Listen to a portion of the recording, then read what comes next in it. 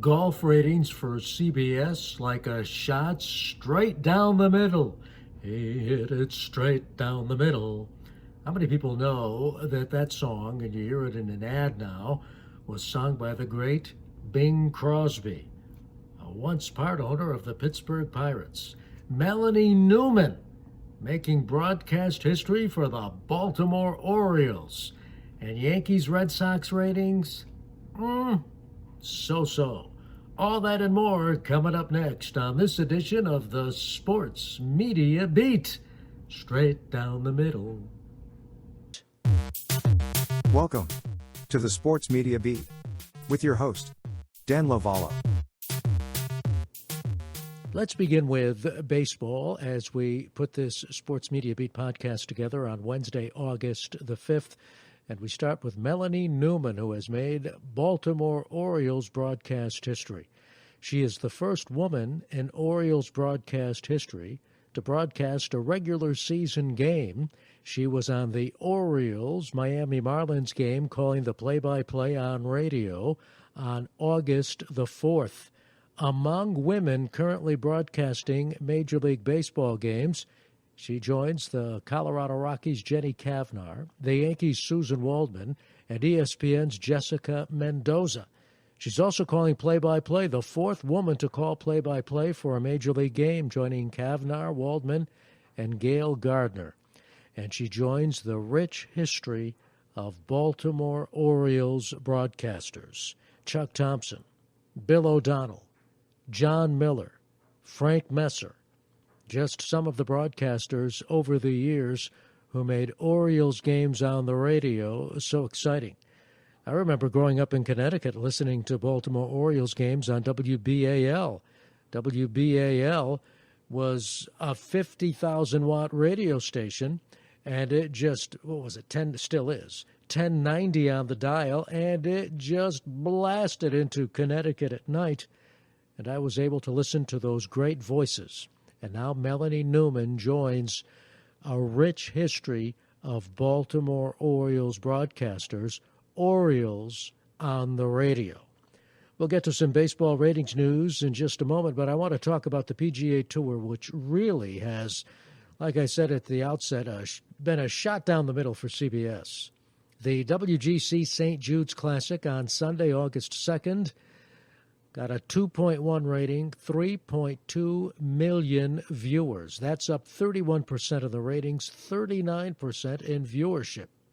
And here's another number for CBS. The tour on CBS has averaged 2.46 million viewers this year since it returned following the break because of COVID-19 back in June, averaging 2.46 million viewers. The Golf Channel also scoring very well. The third round coverage on the Golf Channel on Saturday, August 1st, leading into the CBS coverage of the WGC St. Jude's Classic, got a .45 rating, 635,000 viewers. And then the final round on Sunday got a .6 rating, 952,000 viewers. So the PGA Tour continues to be a ratings hit for CBS, and now they're covering the PGA Championship this coming weekend, and that should also be a big ratings hit for both CBS and ESPN, which is also covering it. Weekend ratings for baseball down. Yankees-Red Sox on Fox Saturday, August 1st, got a 1.25 rating, 2.07 million viewers. That's the smallest Yankees-Red Sox audience since September 2016. But it also turned out to be the fourth most watched Major League Baseball game in this truncated 2020 season, with the Yankees playing in 3 of those 4 games. The ESPN Sunday night game, Yankees-Red Sox, Sunday, August 2nd, got a 1.2 rating, 1.91 million viewers. That is also down. Thursday, July 30th, Fox in primetime carried Red Sox Mets, 1.2 rating, 1.88 million viewers. It's obvious, particularly with the Red Sox off to a horrible start and their pitching staff a mess, that putting the Red Sox on national television might not be the ratings hit it has been in the past. we shall see. Over the weekend, NASCAR did not score well at all. They raced in New Hampshire Sunday, August 2nd.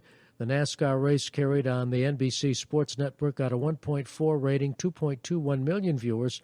That's the lowest rated edition of the race since 1998 and least watched since at least 2000. Brad Keselowski won that race. Have to remember, though, there's a lot of competition out there, for baseball, NASCAR. Some might say, well, what about golf? Golf is holding steady. Golf has competition, too, but baseball and NASCAR are facing NBA competition, NHL competition. These sports traditionally are not played in the dead of summer. The NBA on ABC, the Sunday, August 2nd game, Blazers-Celtics got a 1.1 rating, 1.66 million viewers. The NHL on NBC on Sunday, August 2nd, Flyers-Bruins got a 0.8 rating, 1.42 million viewers. And then the NHL on the NBC Sports Network, St. Louis Blues, Colorado Avalanche, Sunday, August 2nd, got a 0.4 rating, 684,000 viewers. Speaking of NBC Sports, and NBC's parent company is Comcast, they are announcing layoffs along their sports spectrum every which way. For example, NBC has had the Hardball website, which covers baseball, gone. Their football website, gone. And a lot of layoffs at some of the regional NBC sports networks in Chicago, in San Francisco, in Boston. Major layoffs were announced on August the 4th, and they've been hurt by the pandemic. You could see it coming, and you might be asking, well, why are they laying off now when all of these sports are coming back? Well, they're having to do with less, and they're going to have to do more with less, because it comes down to the bottom line, and the numbers are not adding up, in this case for NBC. Racing, numbers are adding up for ESPN. Formula One British Grand Prix on Sunday, August 2nd, a .47 rating, 736,000 viewers, largest audience for the race since it last aired on broadcast TV in 2012. World Team Tennis on CBS. Now, who would want to watch World Team Tennis, you ask? Well, 556,000 viewers watched World Team Tennis for a .39 rating, largest audience for World Team Tennis in league history, and it led into the golf on CBS. How about this? ABC on Saturday, August 1st, ran the 1990 fight between Buster Douglas and Mike Tyson. I'm sure designed to whet the appetite of Mike Tyson fans now that he's making a comeback at, the age of 53. It got a .47 rating, 616,000 viewers on ABC. The WNBA on ESPN, Sunday, August 2nd, New York Liberty versus the Phoenix Mercury, got a .7 rating, 248,000 viewers. Monday Night Football, ESPN has not made any formal announcements, but there are stories everywhere that the new Monday Night Football broadcast team will be a three-man booth. Back to the old days, when it all started with Keith Jackson, Howard Cosell, and Dandy Don Meredith. And then after 1 year, Frank Gifford stepped in for Jackson. Well, it's going to be, according to reports, in several reports that I've read anyway, including in the New York Post, so it must be true. But it looks as if Steve Levy's going to be on play-by-play. I remember when he was on WFAN. You remember WFAN, don't you? There's a station far different from what it used to be, which only goes to show you and I tell my family this all the time, and they get sick and tired of hearing me, but it is true, the only constant is change. Nothing lasts forever. That said, it appears as if Steve Levy will be on play-by-play and flanked by former NFL players Louis Riddick and Brian Griese on commentary. And they will succeed Joe Tessitore and Booger McFarland.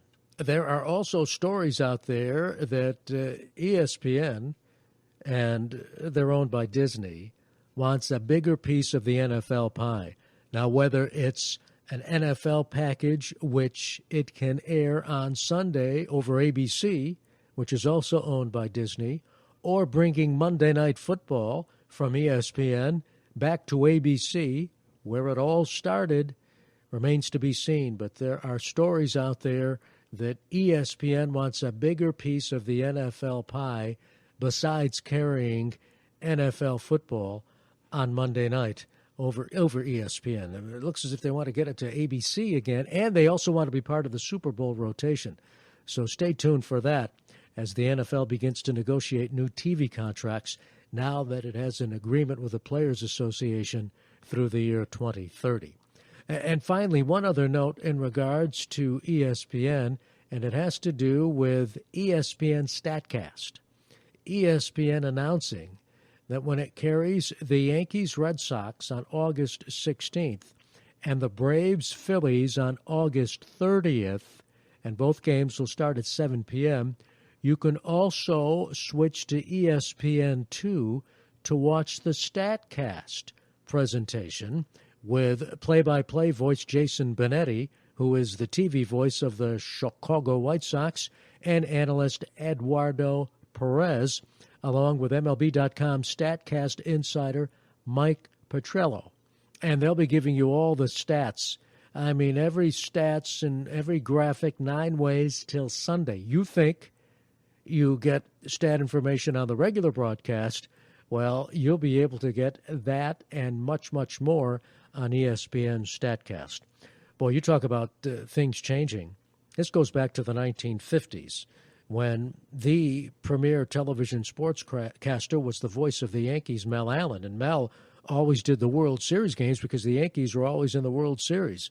And back in the 50s and early 60s, it was tradition that the team voices, the lead team voice from the American League champion and the lead team voice of the National League champion would team up to broadcast the World Series. Not always, but sometimes.